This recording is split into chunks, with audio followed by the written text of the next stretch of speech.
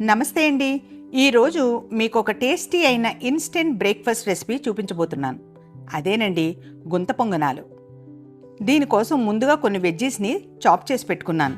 కొన్ని carrot, onion, పచ్చిమిర్చి, అల్లం, కొత్తిమీర, కరివేపాకు లాంటివి.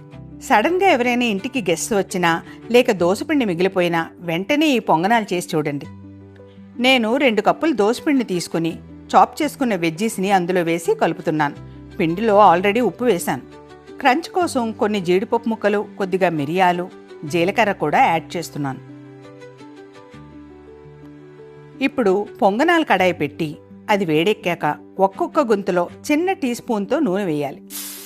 నూనె కాగాక చిన్న గరిటె తీసుకుని ఒక్కొక్క మోల్డ్లో పిండిని నింపండి.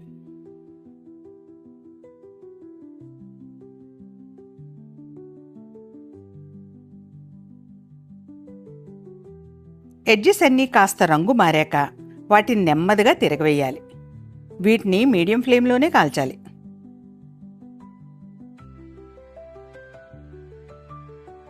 చూడండి, క్రిస్పీ గోల్డెన్ బ్రౌన్ కలర్ పొంగనాలు రెడీ అయిపోయాయి. ఇప్పుడు వీటితో నంచుకోవడానికి ఇదే స్పీడ్లో వెల్లుల్లి కారం కూడా చేసి చూపిస్తాను. నాకు ఈ కాంబినేషన్ చాలా నచ్చుతుంది. మీకు చట్నీ చేసే ఓపిక లేనప్పుడు దీన్ని ట్రై చేయండి.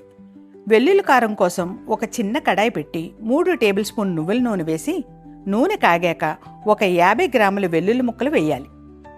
వెల్లుల్లి కొంచెం కలర్ మారాక గ్యాస్ ఆఫ్ చేసేసి 2 టేబుల్ స్పూన్ కారం,